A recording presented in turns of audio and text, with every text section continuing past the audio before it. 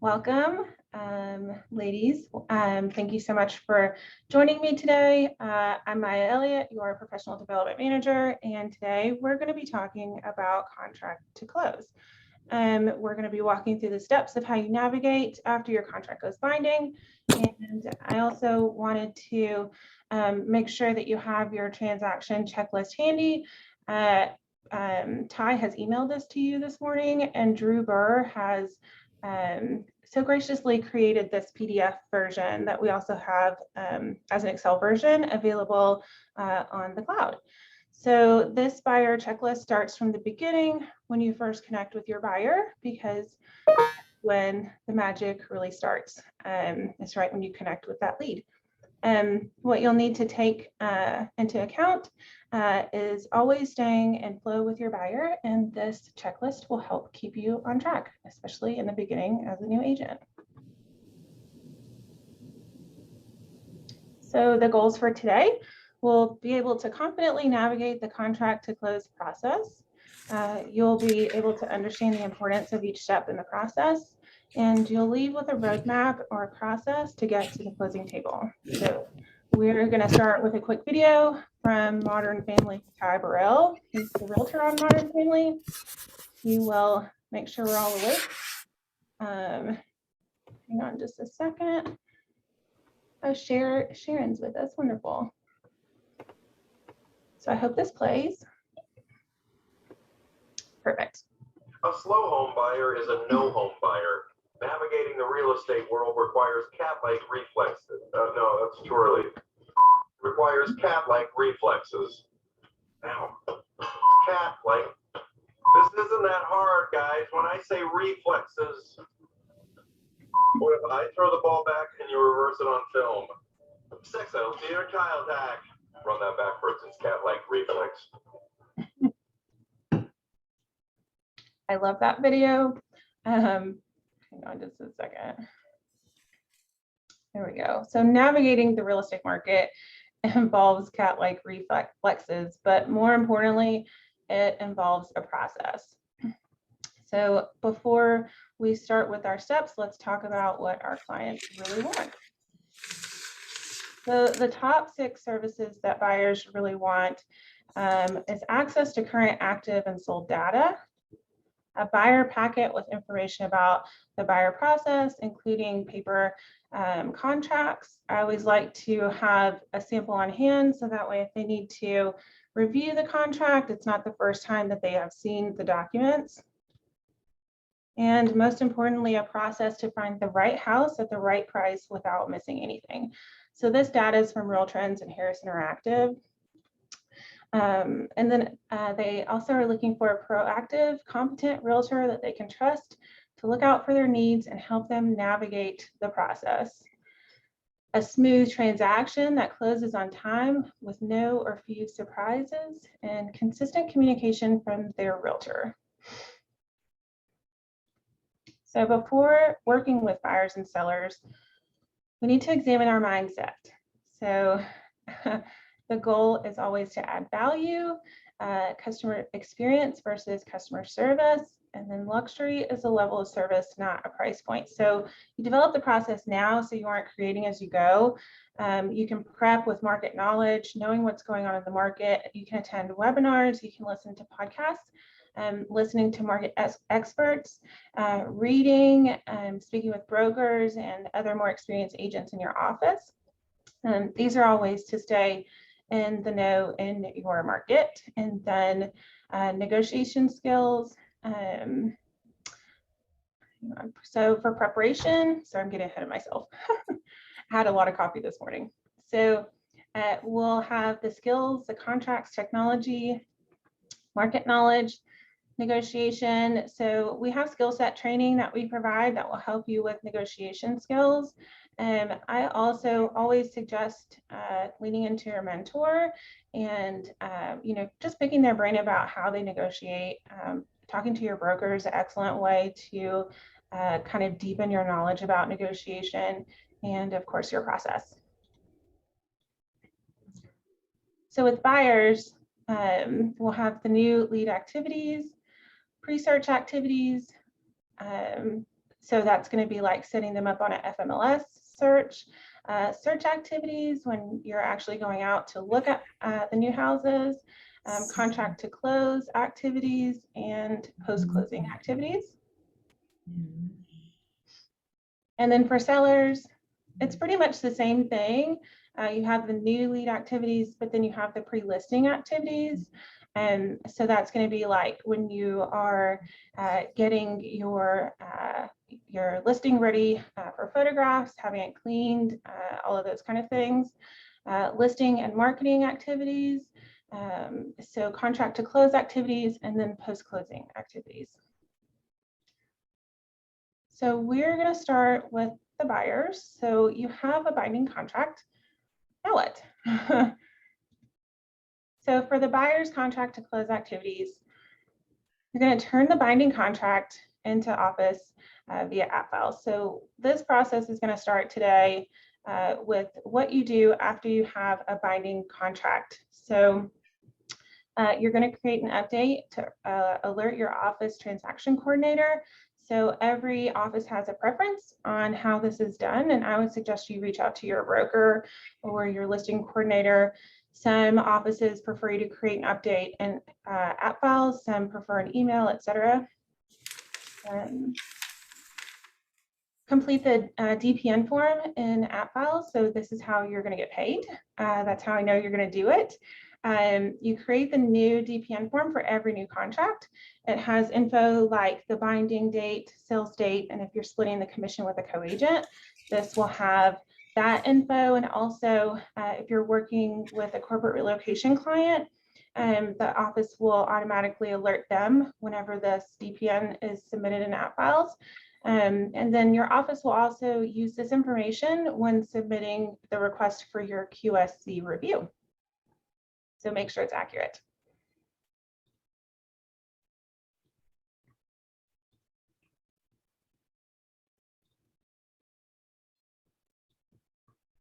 So next, we're going to send the binding contract and next steps and important dates email to your buyer.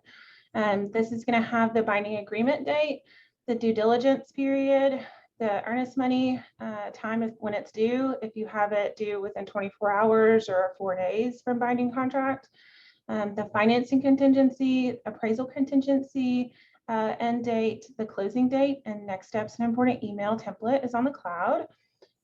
Also in app files, I like to send a detailed bulleted email so that way everyone is on the same page with the closing dates and the contingency dates.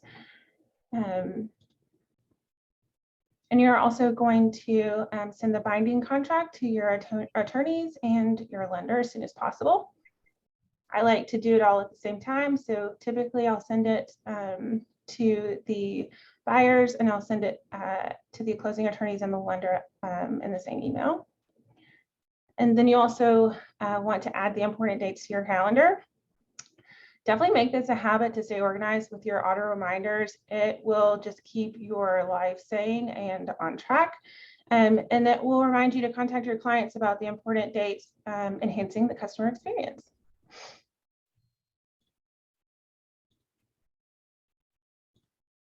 So next, you want to confirm that your buyer has deposited and turned in their earnest money. The office staff will let you know via app files once it's been processed. They'll send you an update. We always suggest that buyers use our online portal to deposit their earnest money. It's on harrynorman.com under the services tab, and it's super quick and easy. Also, once you get that alert in app files, I always call the listing agent to let them know that the deposit is completed. I like to keep the lines of communication open as much as possible.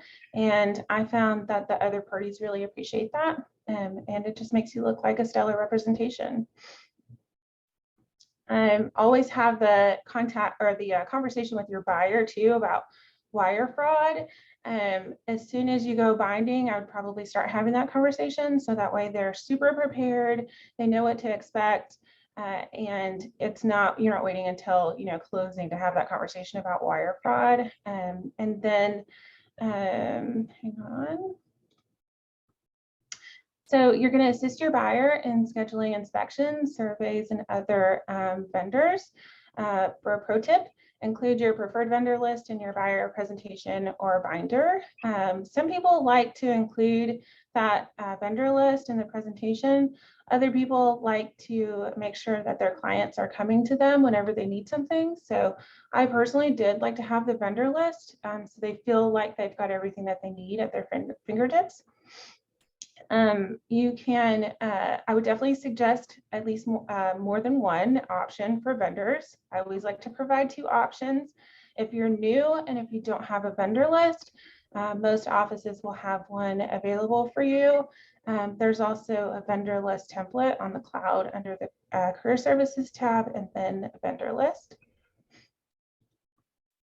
So you're also going to negotiate and create the amendment to address concerns, or ATAC, in app files. You'll create an update to alert the office transaction coordinator also whenever you have completed that ATAC. So it's not as common in this market to have that ATAC, but I think that the market is starting to change a little bit. And so you might see more of those ATACs, and you might have the opportunity to request a few more repairs than we have seen historically in the last 2 years. After you submit your ATAC, make sure that you're sending that to your closing attorneys and your lender. They will need that for their files, especially if it concerns money. Also make sure it gets to the closing attorney and the lender, because you need to make sure that that settlement statement reflects the correct numbers and the CD is correct.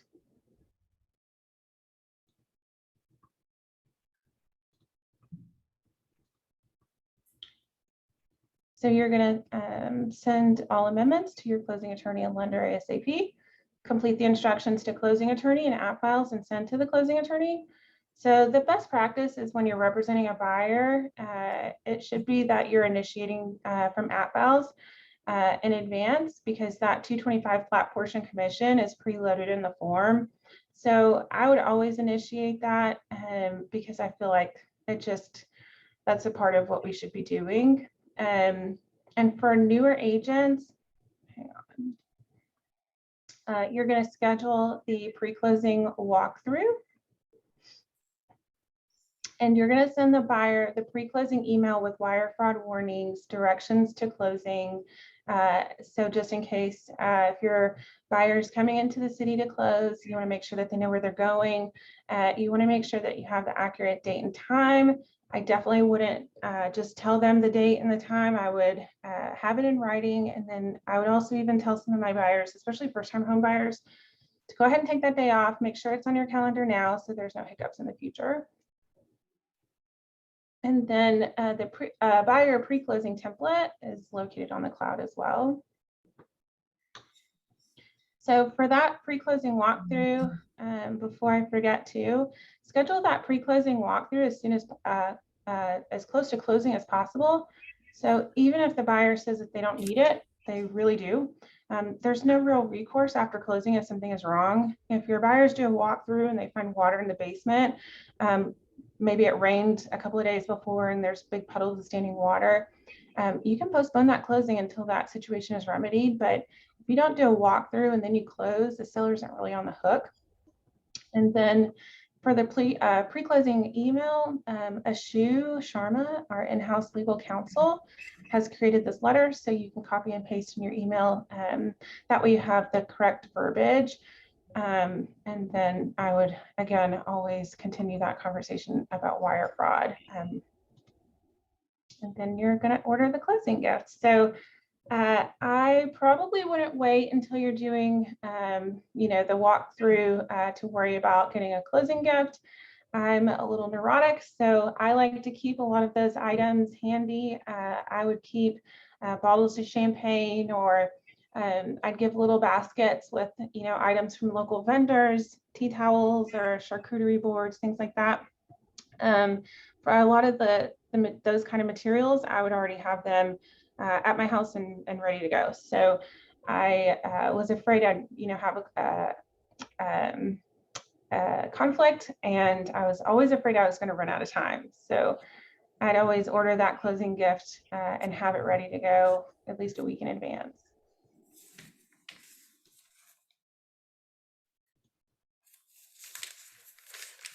So you're going to want to confirm clear title with the closing attorneys. What does this mean? So clear title states that the owner of real property owns it free and clear of encumbrances. So 9 times out of 10, your attorneys will let you know if there's anything wrong very early in the process. It's just another opportunity for you to show your expertise to your clients. If you're in contact with the closing attorneys, checking to make sure everything is ready to go. I feel like it just makes you look like a stellar agent and like you're on the ball and you're checking on everything on their behalf. So for confirming the closing disclosure, and make sure that's been received and acknowledged by the buyer. So this is going to show the actual interest rate, actual monthly payments, actual closing costs, and cash required to close. This needs to be completed 3 days before closing, or the closing will be delayed. I would definitely add this date to your calendar so that way you can follow up to make sure that the buyer has acknowledged that closing disclosure. And then, hang on.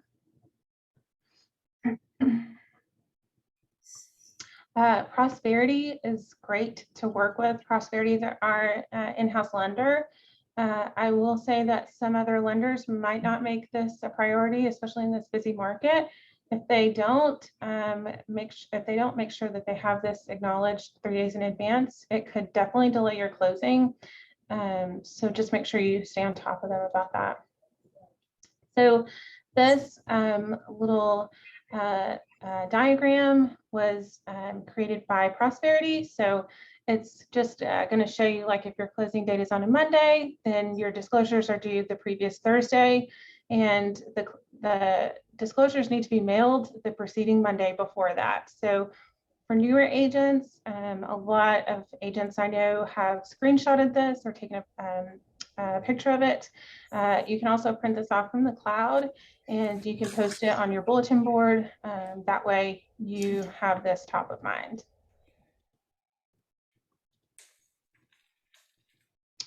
So closing activities continued. So you confirm that the buyer has sent the wire to the closing attorney.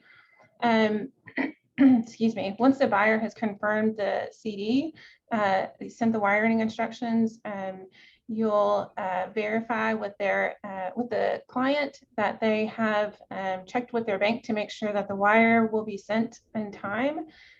Sometimes they'll need an appointment to send a wire to the closing attorney, so that can all be scheduled. I would probably start working on that about 2 weeks in advance, and just making sure that they know, especially throughout COVID, that it's not always easy just to walk in and get that wire done.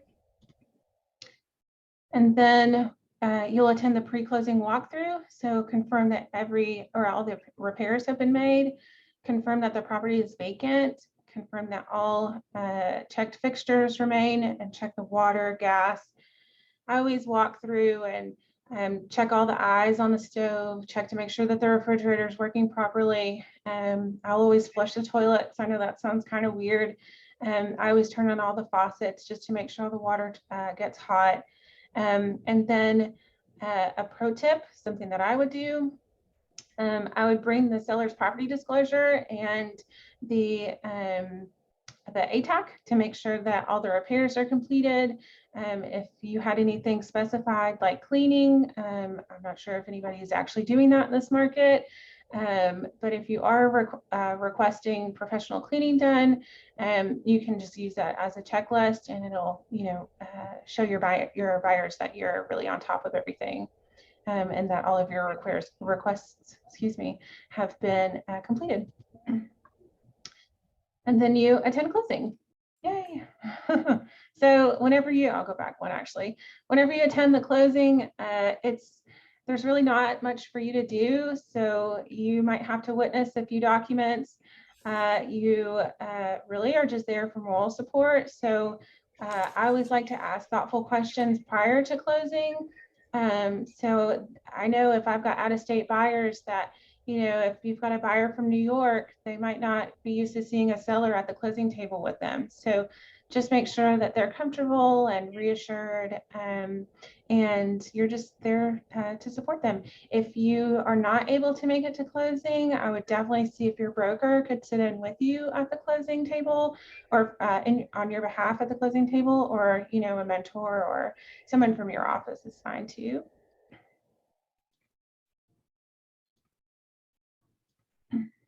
After the closing, you're going to upload the final settlement statement to app files, and you're going to notify your office. You can create an update to alert your office transaction coordinator. But you definitely want to make sure that you are still keeping in contact.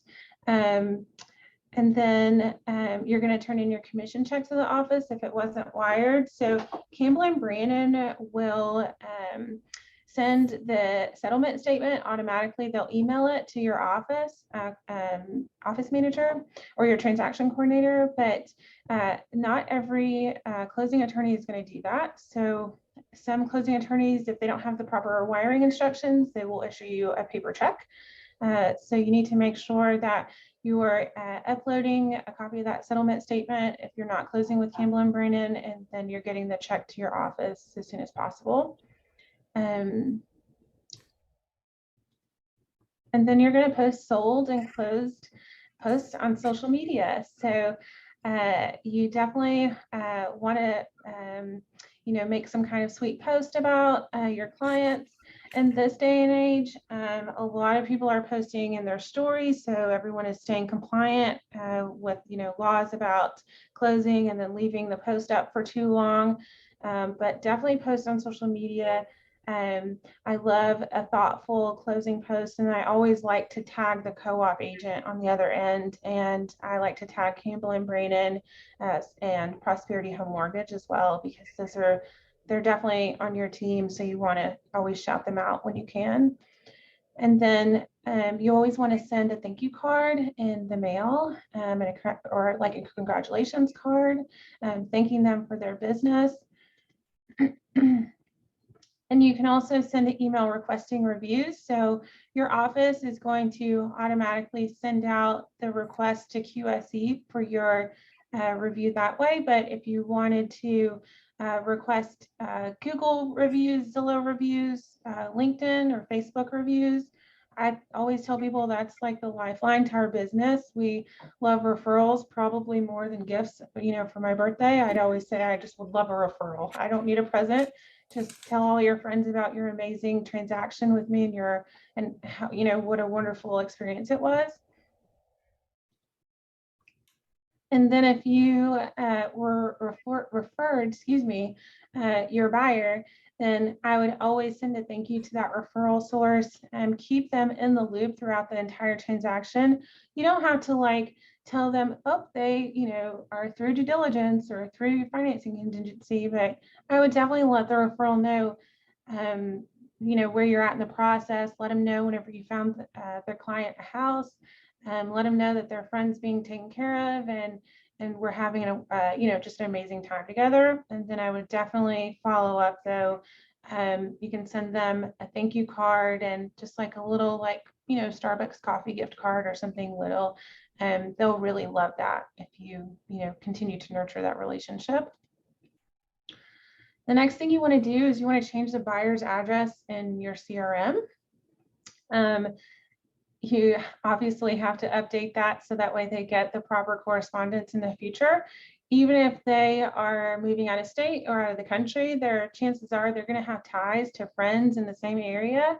So they'll always be that referral source for you. And you definitely want to stay in contact. I always like to send, an important date. I don't know if it's their anniversary or if it's their birthday. I always like to, stay top of mind and show that I'm thinking about them and that I care. So you want to also add a home anniversary date in the CRM. And then you want to schedule your 1-year home anniversary email in your CRM. So within a couple of days of closing, I'll go back in, circle back, schedule that 1-year home anniversary, and then CC yourself on that email. So you know that it's getting out to them on time, and that's a signal for me that I need to call them and send them a happy anniversary card in the mail. So does anybody have any questions before we move on to the seller's closing activities? No questions? I'm sorry, Maya, can you repeat that for me? I said, does anybody have any questions before we move on to the seller's contract to close activities? I do not see any in the chat thus far, but I guess they can come off mute if they would like.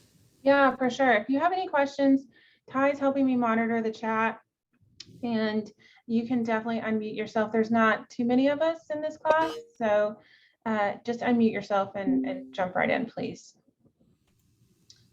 So we'll move on to the seller's contract to close activities. So this will be once you're under contract and binding on the listing end. So much like the buyer process, you're going to turn in a binding contract into your office via app files, and you're going to create an update to alert your office transaction coordinator. So you've helped them go through the 50 offers that they've probably received in this market. You've used the multiple offer spreadsheet. You've compared, and now they're ready to close. So the next steps and important dates email template is on the cloud. And then also when you are turning in your contract on app files, much like the buyer process too, your transaction coordinator will probably want to be alerted with the email, or they might just want the update. So just have that conversation with how would they like for you to notify them about the binding contract. So then you're going to complete the DPN form and app files, and then you're going to create another update to alert your office transaction coordinator when that's completed.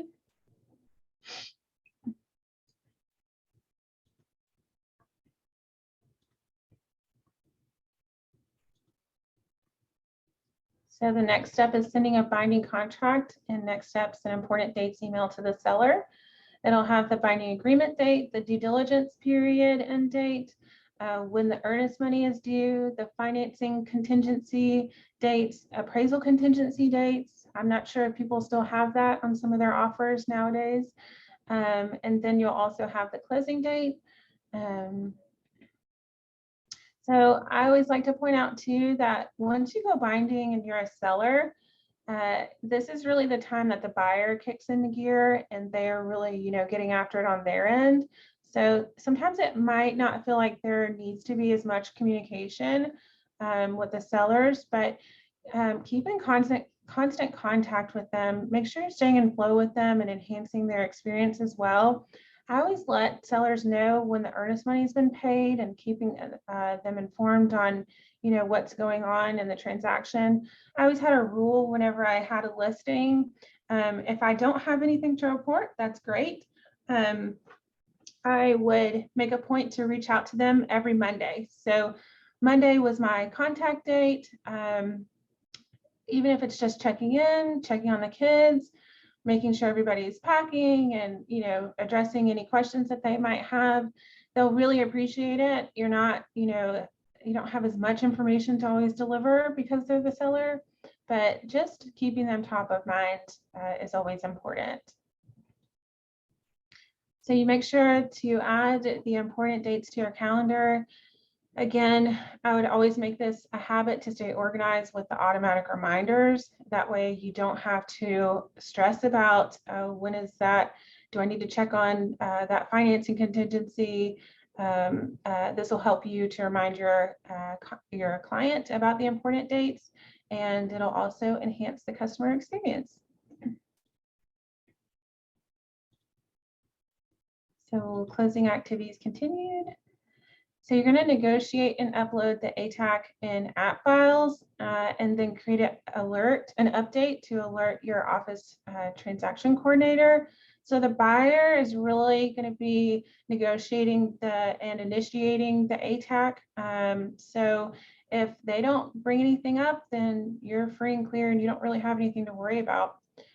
You're going to send all the amendments to the closing attorney ASAP. Complete instructions to closing attorney and app files and send to the closing attorney. And you're going to prepare an appraisal packet and meet the appraiser. So I always like to have an appraiser packet. I'll pull some comps, have those properties in that packet, a list of upgrades. Excuse me. So if your client has completed a $150,000 kitchen renovation, and they've got Carrara marble and they've got fancy toilets, and if they've done a full reno, you're going to want to have a list of all the upgrades, and I like to include the cost of those upgrades too. So chances are, if they've made that investment on renovating their property, they're going to have a list of all of those details. I would absolutely have that for the appraiser, because the appraiser's not going to really know all of the specific details. They're going to know it looks pretty, but if you have that detailed information, it's only going to strengthen the decision-making process on how you got to that price. So you want to tell them the story of the transaction. So if you've gotten 50 offers and backup offers, and you're $100,000 over asking, and people are knocking your door down about that house, you're going to want to let them know, because that just builds value. And then you're definitely going to want to give them information on off-market listings. If you know that the house next door, it was appraised or sold in an off-market sale, and it sold for $100,000 more than your property, if it wasn't posted on FMLS, you might not see that information. So I would definitely let them know, hey, the house closed next door for $700,000, and that's why we're pricing our house at $710,000. So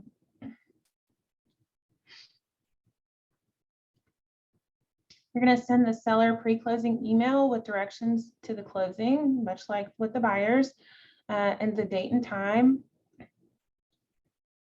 And you're going to order your closing gift. So I already told y'all I have a nice little spread in my home office with all of my documents, as many closing gifts as I might need, baskets, etc. Just so you have that on hand, if that's what you decide to do. And then you're going to want to schedule your sign removal. So if you have a farmer's sign, they'll need to come and pull that sign for you. I don't like to be the seller that asks the listing agent or the buyer's agent to pull my lockbox and my sign. I just feel like that's my responsibility. So make sure that if you have a metal sign, go ahead and pull it. Or if you want to put a sold rider on your sign, go ahead and do that. If you leave it there for another day or two until the farmer's sign picks it, or till farmers picks it up. And then you schedule the lockbox removal, and then you attend the closing. So congratulations. Whenever you get to the closing table again, make sure you're asking thoughtful questions throughout the process, even as a seller. You can suggest movers. You can really just be their trusted advisor. So if they have any questions, it's really simple on the seller side. There's not even that many signatures, and it's a pretty smooth process. I found that even when even if it's a turbulent transaction, most of the time when everybody gets to the closing table, all parties are pretty much excited and on good terms and thrilled about the closing day. So you're going to upload the final settlement statement to app files, and then you'll notify your office. So you'll create an update to alert the office transaction coordinator. And then you're also going to turn in your commission check to your office if it wasn't wired. Again, with Campbell and Brannon, they typically will not write you a check or have a printed check. They will send the wire to Harry Norman for you. And then you're going to post your sold and closed on social media posts again, thanking the co-oping agent, thanking your clients. And then I would also send your sellers a thank you card in the mail. I think that that final touch point is wonderful. This isn't the end of your relationship though. You want to make sure you're staying in constant contact with them. And then something that I do too with the thank you card. So I think that, if we're contributing a portion of our closing check to charities, you can enclose a card or a flyer or a brochure in that thank you card. And I always like to tell my clients that it's because of them trusting me with this transaction that I can support others in my neighborhood and give back to charity as well. And then you're going to also send the email requesting the Google reviews and the Zillow reviews. Again, with this, the office is going to go ahead and automatically request that QSC review for you. And then again, like with the buyers, I would always thank the referral source. So we always want to keep them top of mind as well. You keep them in the loop throughout the transaction. Showing them that you're really taking care of their friend or their family member, and then they will always keep you top of mind whenever they have another friend that says that they want to, buy or sell. They'll always think about you. And then you want to change the seller's mailing address in the CRM as well. Again, I always like to send the anniversary cards or birthday cards to the sellers. And then you're going to add the sold anniversary date in CRM. And then much like with the buyers, again, you're going to schedule the 1-year sold anniversary in your CRM. So that way everything is scheduled and ready to go. So you're still staying in constant contact. And then for the tools for today, so you have a copy of the transaction checklist. So like I mentioned in the beginning of this class, you have the PDF and the Excel file saved in the cloud under Career Services tab. There's also a how to write a purchase and sale guide in the cloud. And then there's also the app files guide. So Drew has a ton of videos on YouTube on our H&N trainer page. If you get stumped, there'll be a video to help you through like writing the purchase and sale. There's videos on app files and how to navigate app files. And then this video will also be posted, or this recording will also be posted on YouTube for your reference. And that's it for today, guys. Just a second, I'll go ahead and stop the video. And did anyone have any questions or comments before we hop off?